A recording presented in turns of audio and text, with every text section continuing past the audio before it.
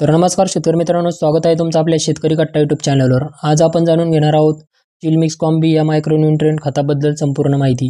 हे खत आपल्या पिकाला कोणत्या अवस्थेमध्ये आपण फवारू शकतो, त्याचे आपल्याला काय फायदे होतात, त्याचं प्रमाण आणि योग्य ती वेळ, आपण कोणत्या वेळेला ते फवारलं पाहिजे, संपूर्ण माहिती जाणून घेणार आहोत। तत्पूर्वी शेतकरी मित्रांनो, तुम्ही आपल्या चॅनलला नवीन असाल तर चॅनलला सबस्क्राईब करा आणि व्हिडिओ शेवटपर्यंत नक्की पहा। तर शेतकरी मित्रांनो, आपण सर्वप्रथम जाणून घेऊयात चिल मिक्स कॉम्बी म्हणजे काय। तर चिल मिक्स कॉम्बी हे चिलेटेड फॉर्ममध्ये एक मायक्रोन्यूट्रिएंट येतं। यामध्ये आपल्याला पिकांच्या वाढीसाठी असणारे आवश्यक घटक यामध्ये आपल्याला आढळून येतात।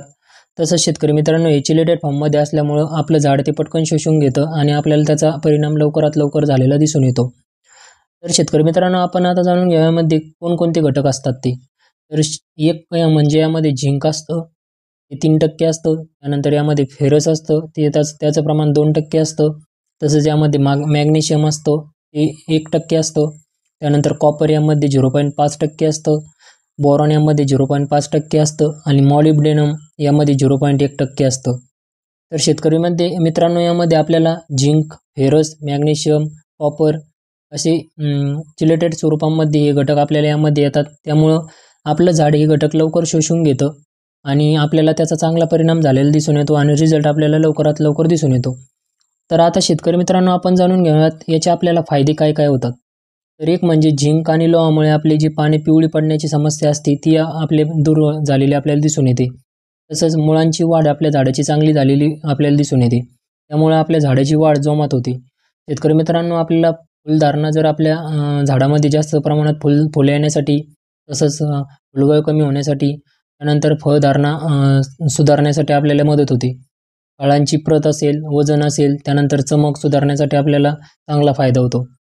तसेच शेतकरी मित्रांनो, आपल्या झाडाची रोगप्रतिकारक शक्ती वाढवण्यासाठी, जेणेकरून आपलं झाड कोणत्याही कीड आणि रोगाला जास्त प्रमाणात बळी पडत नाही, त्यामुळे आपल्या उत्पन्नात 15 ते 20% आपल्याला वाढ झालेली दिसून येते। तर आता शेतकरी मित्रांनो, आपण जाणून घेऊयात चिल मिक्स कॉम्बी हे खत आपण कोणकोणत्या पिकांसाठी वापरू शकतो। तर भाजीपाला पिकांमध्ये मिरची, टोमॅटो, वांगी, कारले, तसेच फळबागांसाठी डाळिंब असेल, द्राक्ष, संत्रा, लिंबू, पेरू, शेत पिकांमध्ये सोयाबीन, हरभरा, मका, कपाशी, फुलपिकांमध्ये गुलाब असेल, झेंडू, शेवंती यांसारख्या पिकांमध्ये आपण वापरू शकतो। शेतकरी मित्रांनो, आता आपण चिल मिक्स कॉम्बी वापरण्याची पद्धत आणि प्रमाण जाणून घेऊयात। जर आपण फवारणीसाठी जर याचा वापर करत असाल तर आपला जो 15 लिटरचा पंप येतो त्यासाठी आपण 15 ते 20 ग्रॅम प्रति पंपाला घेऊ शकतो। शेतकरी मित्रांनो, फवारणी करताना झाडाची शाकीय वाढण्यासाठी आपण जर फवारणी केली तर याचं चांगलं आपल्याला झाडाची वाढ चांगली झालेली दिसून येते। तसंच फुलधारणेच्या टप्प्यावर जर आपण फवारणी केली तर जास्त प्रमाणात फुल जास्त प्रमाणात लागण्यासाठी, फुलगळ कमी होण्यासाठी आपल्याला त्याचा फायदा होतो। तसंच शेतकरी मित्रांनो, फळधारणेच्या टायमाला जर आपण याचा वापर केला तर फळांची साईज, कलर, गुणवत्ता वाढण्यासाठी आपल्याला फायदा होतो। शेतकरी मित्रांनो, हे जर आपण ड्रिंचिंग किंवा ड्रिपद्वारे जर सोडायचा विचार करत असाल तर आपण 200 लिटरचा आपला बॅलर येतो, त्यासाठी आपण प्रति एकरसाठी 500 ग्रॅम 200 लिटर पाण्यात मिसळून याची आपण ड्रिपद्वारे सोडू शकतो। शेतकरी मित्रांनो, फवारणी करताना शक्यतो सकाळी लवकर करावी किंवा सायंकाळच्या टायमाला करावी। आपण हे इतर कीटकनाशक किंवा बुरशीनाशक सोबत मिक्स करून वापरू शकतो। फक्त योग्य ते प्रमाण आणि योग्य तो सल्ला घेऊनच याचा वापर करावा। ओल्या पानावर शक्यतो फवारणी करायची टाळावी। सोबत जर आपण स्टिकर वापरलं तर आपल्याला चांगला फायदा होतो आणि योग्य ते प्रमाण घेऊनच याची फवारणी करावी। जास्त जर प्रमाण झालं तर पाण्यात जाण्याची शक्यता असते।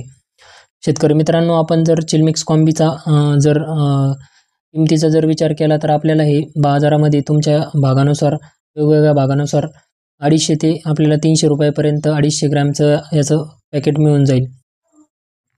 शेतकरी मित्रांनो, तुम्हाला जर आपला आजचा व्हिडिओ आवडला असेल तर आपल्या व्हिडिओला लाईक करा, शेअर करा, आपल्या चॅनलला सबस्क्राईब करा। धन्यवाद।